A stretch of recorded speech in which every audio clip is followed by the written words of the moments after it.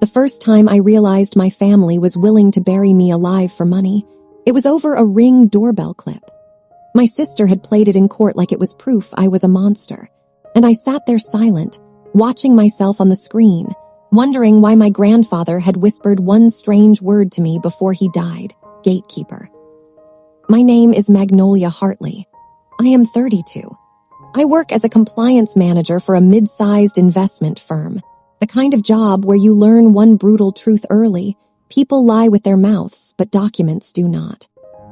That morning, I walked into probate court with my hands steady and my stomach hollow. The courthouse smelled like old paper and bad coffee.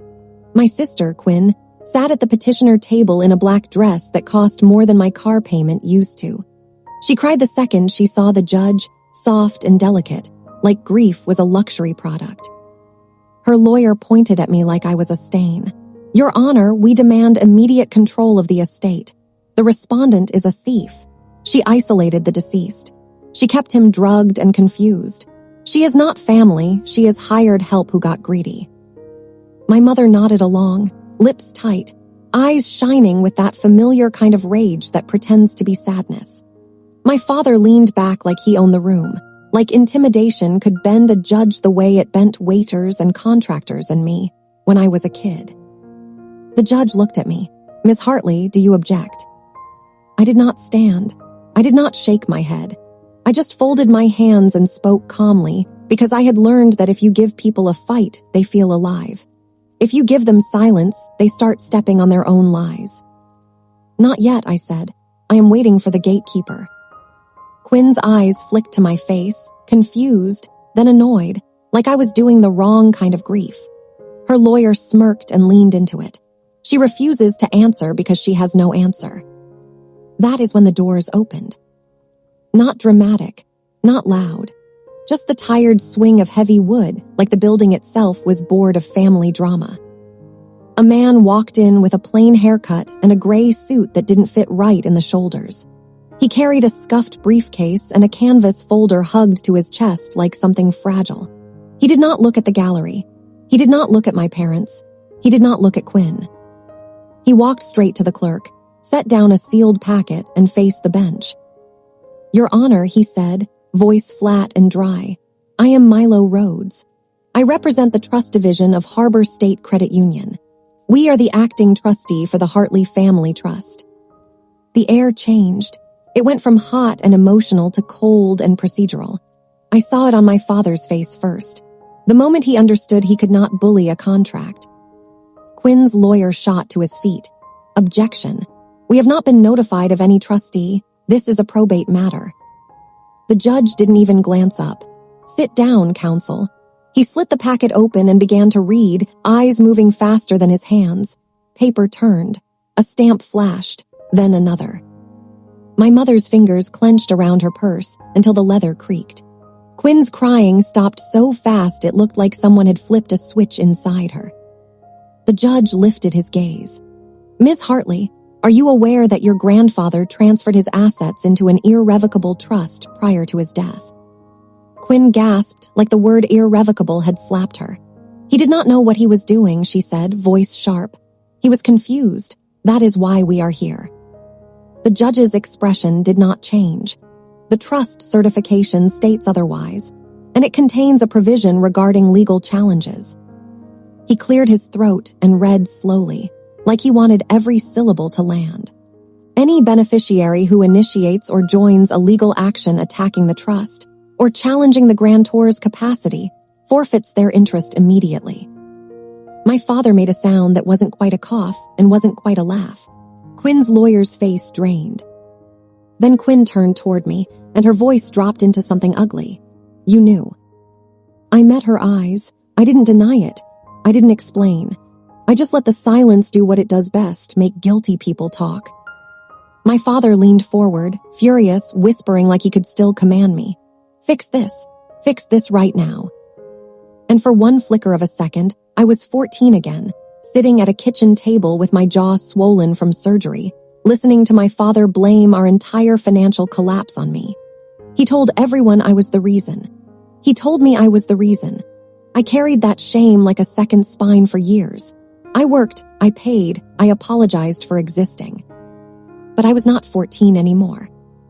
The judge set the papers down. The petition for emergency control is denied. The trustee is present. The assets are secured. Quinn's lawyer stammered, "We withdraw our motion, Your Honor. We acted on incomplete information." The judge's voice stayed calm. "The motion is filed and entered into the record. The clause is triggered." Quinn made a small choking sound, not grief, not love. It was the sound of math collapsing, the sound of a lifestyle evaporating. Then she stood up so fast her chair scraped hard. "Fine, then we allege undue influence, elder abuse. She kept him away from us. She controlled his phone. She controlled his medication. She controlled his mind." My father saw his opening and pounced. "Last winter," he said loudly, playing to the room, "we went to the house to see him. She locked us out. She laughed at us. She wouldn't even let him see his own son." The gallery murmured. The judge's eyes narrowed. I could feel the shift, the dangerous moment where the story becomes a villain story and the villain is me. My palms dampened, but I kept my face still. Because that was the clip, the Ring doorbell video, the one they had been waving around like a knife. They thought it was proof. It was bait. Milo Rhodes opened his briefcase slowly. He pulled out a thick binder, then another. He placed them on the clerk's desk like bricks. "Your Honor," he said, "we anticipated these allegations. We brought records." Quinn's lawyer snapped. Records of what? Milo didn't look at him.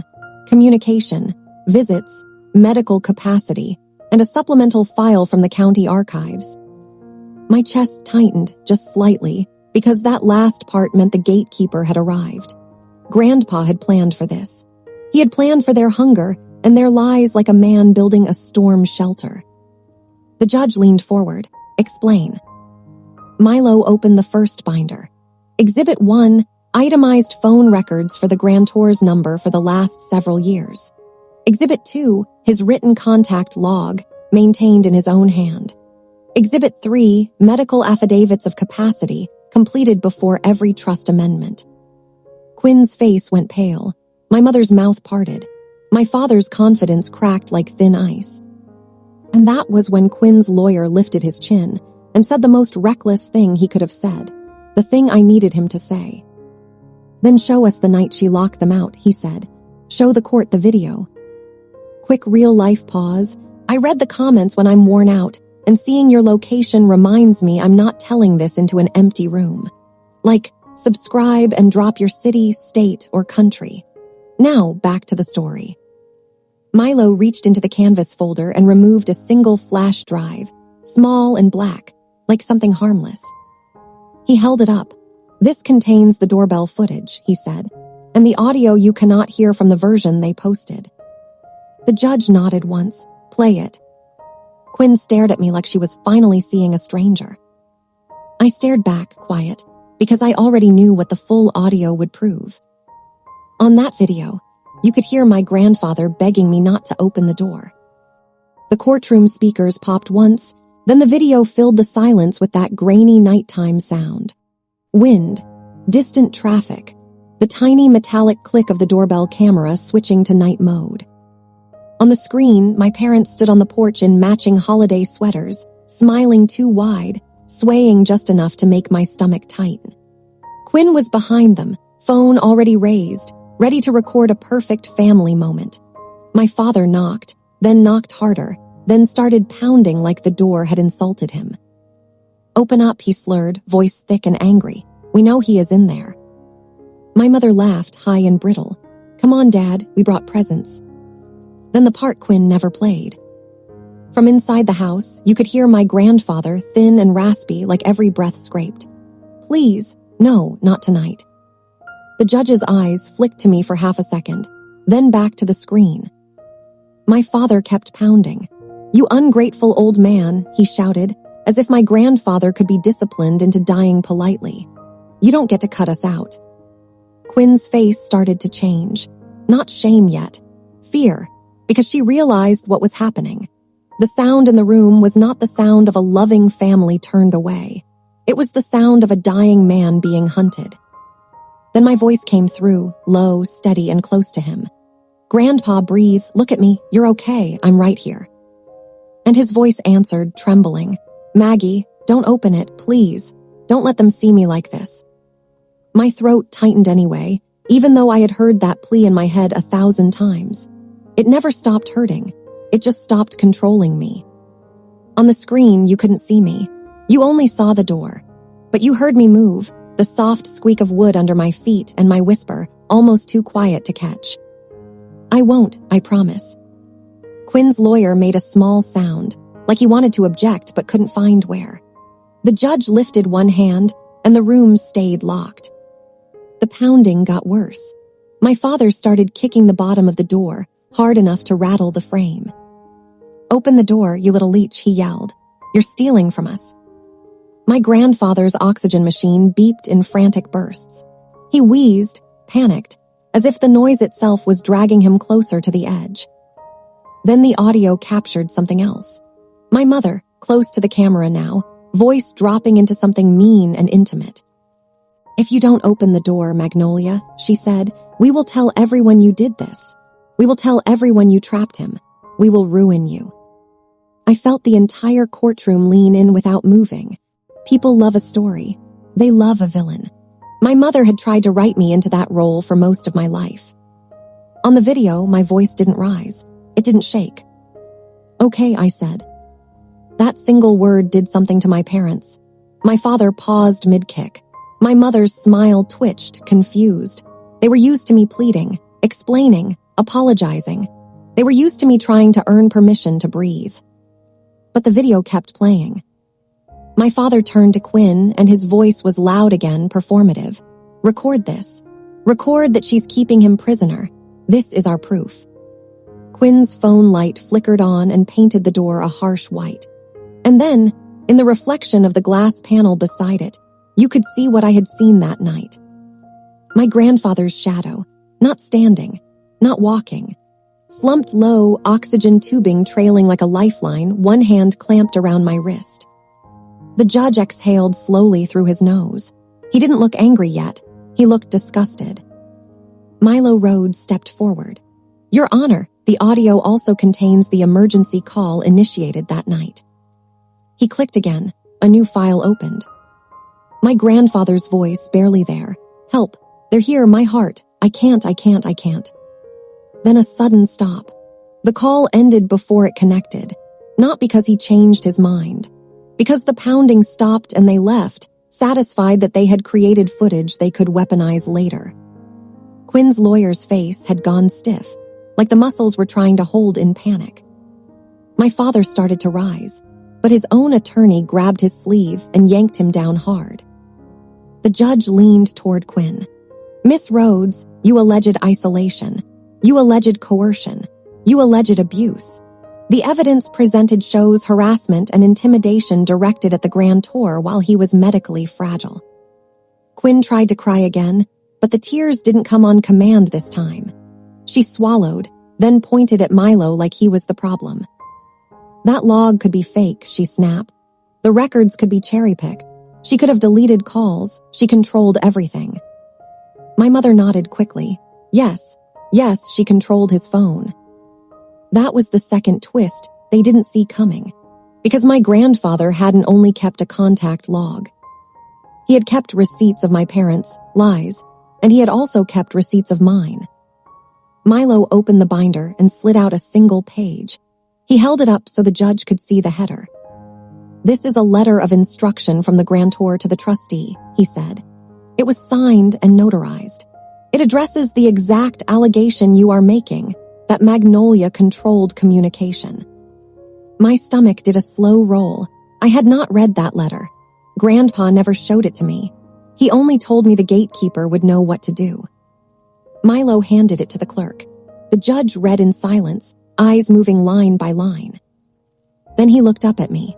"Ms. Hartley, did you ever block the petitioners from contacting the grantor?" My voice came out even. "No, Your Honor." Quinn barked a laugh. "Liar." The judge didn't react. He looked back at Milo. "The letter states the grantor requested a specific arrangement. Explain it."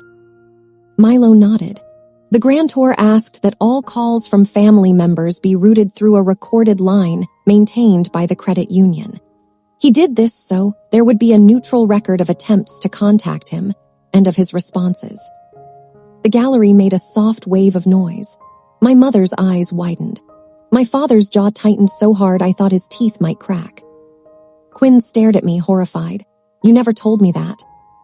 I kept my gaze on the judge. I didn't tell her because Grandpa didn't want me to. He wanted them to reveal themselves without knowing the net was already under them. Milo continued, voice steady. The recorded line includes dozens of unanswered messages left by the grantor. Birthdays, holidays, requests for simple visits. Most were never returned. In the months leading up to his death, the only consistent caller was Ms. Hartley. My mother's voice snapped sharp. That proves nothing.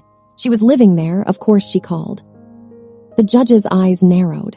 It proves something, ma'am. It proves opportunity, and it proves effort.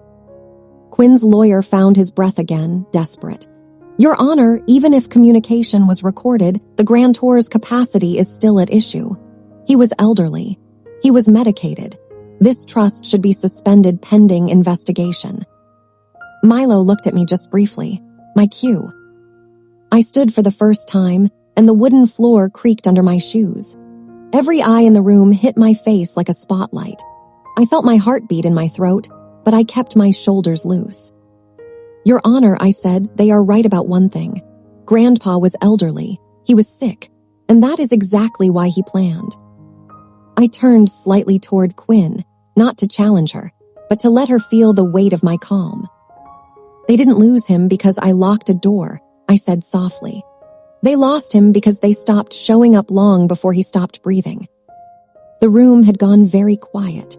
Not courtroom quiet, but the kind of quiet that settles when people realize the story they believed is dying in front of them. Quinn crossed her arms like she was trying to hold herself together. That is emotional manipulation, she snapped. None of that proves he understood what he signed. Her lawyer jumped in fast. Exactly.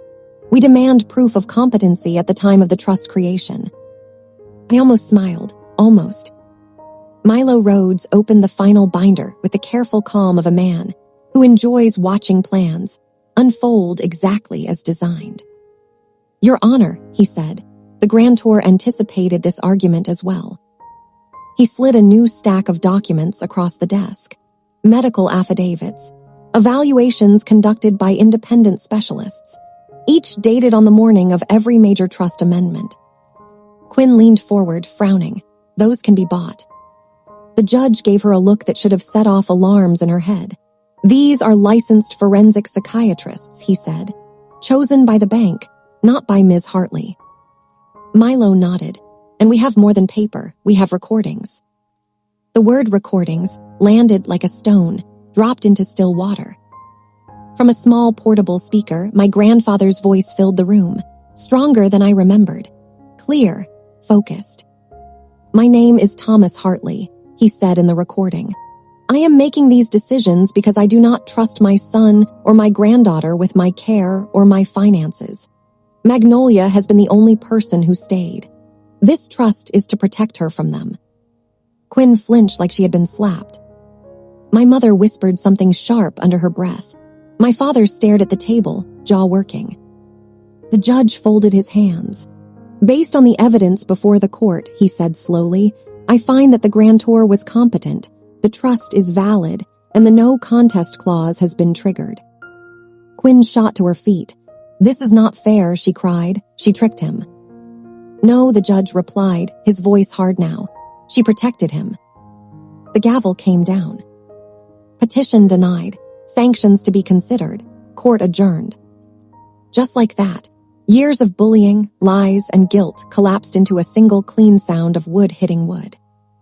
Outside in the hallway, the polished marble echoed with rushed footsteps and frantic whispers. Quinn cornered me near the elevators, eyes wild. You planned this, she hissed. You waited and let us destroy ourselves. I looked at her calmly. I told you to wait. My father pushed forward, anger pouring out of him now that the audience was gone. You owe us, Magnolia, after everything we did for you. The words landed in my chest and unlocked a door I had kept closed for a long time. "You blamed me for your bankruptcy when I was a child," I said quietly. "You told everyone I ruined your life. I paid your bills. I fixed your messes.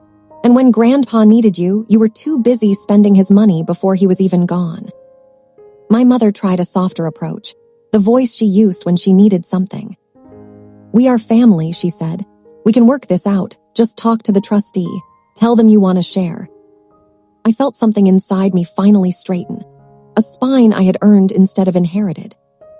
"No," I said. "I am done carrying your shame." Quinn grabbed my arm then, nails digging in, desperate. "You cannot do this to me." I peeled her fingers away, one by one. "Watch me." Weeks passed after that. Quiet, ordinary weeks filled with paperwork and signatures and final arrangements. The trustee called to confirm transfers. The house was placed in my name.